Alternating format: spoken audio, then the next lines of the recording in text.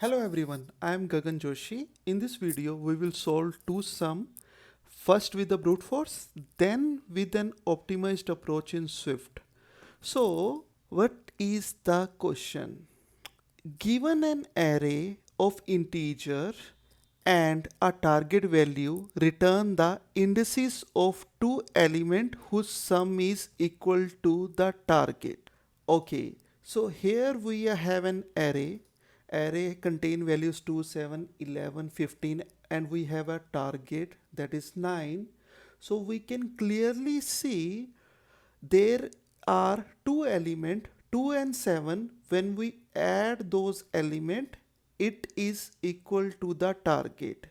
So for that, in the brute force, we need to iterate through the element of the array.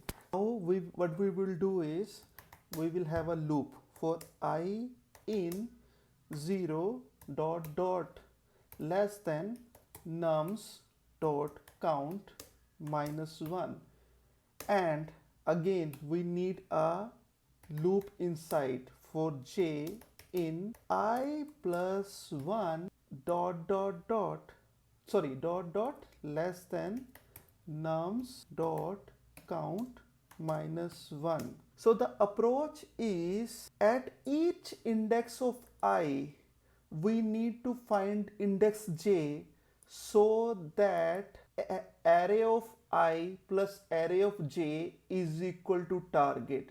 So what we are going to do, if nums I plus num j is equal to target, then we will return array of I comma j. What we will do, if we didn't find any match, we will just return empty array.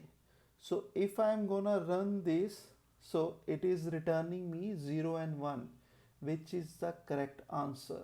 But here is the catch, we are having a for loop within a for loop. So the time complexity of this solution is O of n square. O of n square. So like, and the space complexity, we are not taking any extra space. So the space complexity is O of 1. Can we improve this? Because of n squared is like very bad actually. So to solve the problem efficiently, I will use a dictionary. So first I will write the program, then I will explain it. So what I'm gonna do is I will have, so I'm going to remove this, and now I will have a dictionary, and so this dictionary will be of int comma int, and so first of all it will be empty, right? Okay, sorry, instead of this we have this. Okay, so I have a dictionary.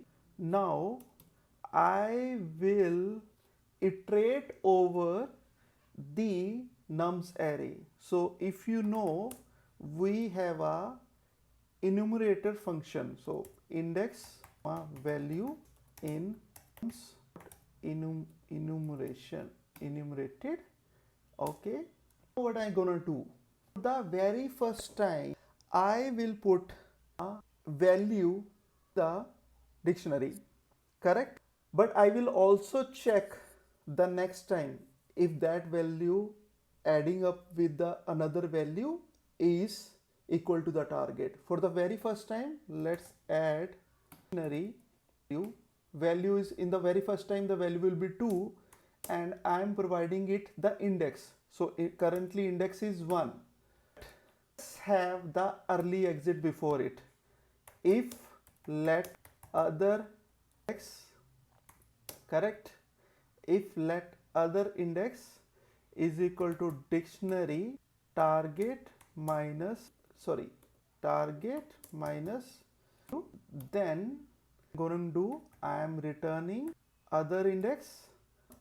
So let me explain it to you. So here what's gonna happen is, for the very first time dictionary does not have any value, loop will come here, it will iterate, and index will be, first time index will be 0 and the value within that index will be 2, but dictionary does not have value, so it will not go inside this because dictionary does not have any value. So k, because this will be nil, does not have any value. For the very first time, what we will have is, we will be having a dictionary with one value, that is 2, the index will be 0. Okay, what happened when the loop is going for the very second time, index will be 1, value will be 7. What I am checking is dictionary, target is 9, 9 minus 7. Actually, the dictionary 2 containing 0. So that means already have a value which is equal to target minus value. So the thing is plus 2 plus 7 is equal to 9. That also mean minus 7 is equal to 2.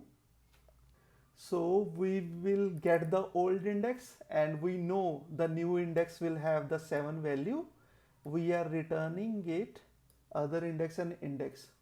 So the benefit here is we only have one loop. So the time complexity is of n now, but using a dictionary for all the values.